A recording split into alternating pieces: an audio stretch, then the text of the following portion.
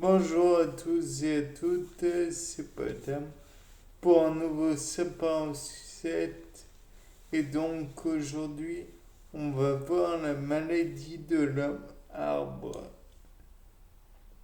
qui est un gentil petit surnom.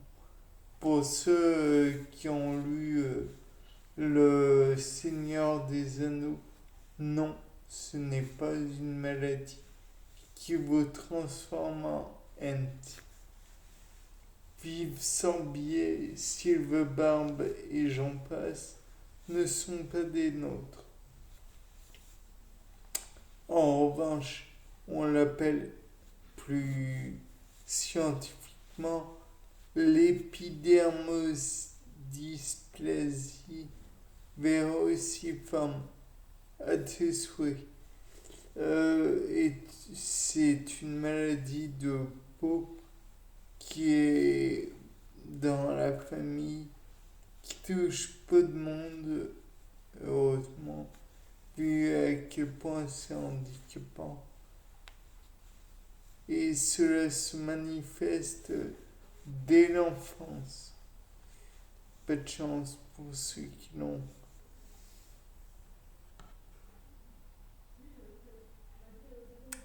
Ensuite,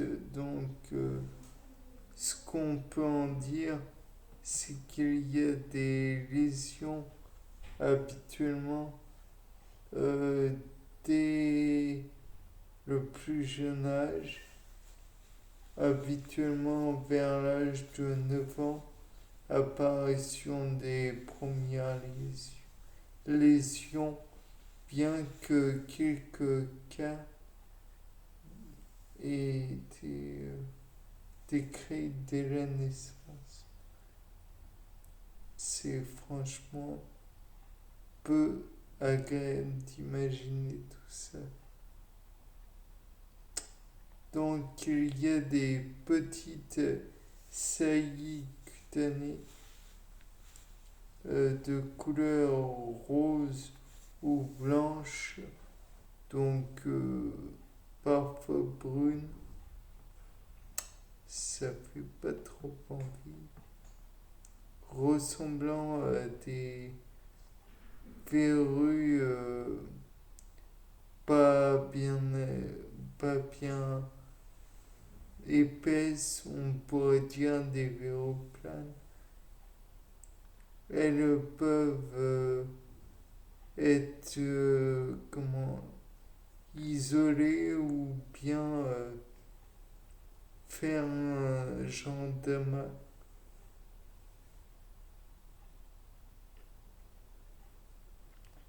Ça se développe sur n'importe quelle partie du corps, à l'exception des paumes de main, de la plante des pieds, je crois, et du cœur chevelu.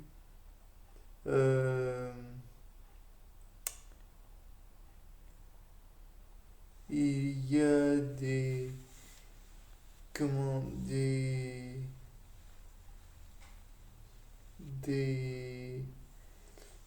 je sais pas comment on peut dire, des macules semblables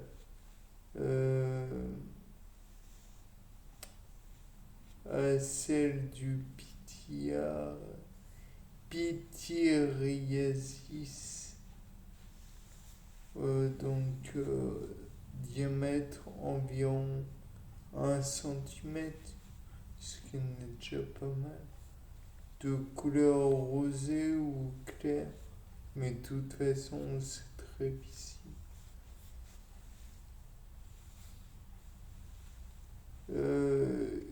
Le fait est que quand c'est visible comme ça sur la peau, on peut se dire qu'il y a question de la qu'il est mis en question la mélanine, je crois, puisque la mélanine, comme vous le savez, c'est un pigment, enfin, ça, ça produit la pigmentation de la peau. Ensuite, on peut envisager, et ça c'est pas vraiment très agréable à imaginer, mais il y a de la desquamation, et pas qu'un peu, c'est des chutes de lambeaux de peau. C'est absolument abominable. On pourra bien naturellement penser à des verrues, de vulgaires verrues plantaires ou génitales dans environ, allez, 70-75% du temps. Euh, c'est dans tous les cas accompagné d'un retard mental dans 8-10% des cas. J'imagine très bien qu'au niveau physiopathologique, donc en gros kinésithérapie, mouvement et j'en passe, c'est très pénible et handicapant puisque ça se caractérise par la présence de nombreuses verrues planes susceptibles de dégénérer en cancer de la peau. Ces verrues recouvrent le dos des mains, le visage, parfois le thorax. Donc au niveau social, on peut dire aussi que c'est terriblement pénible.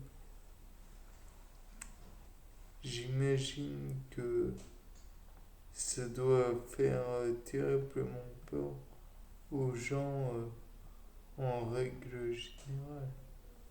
De plus, pour, euh,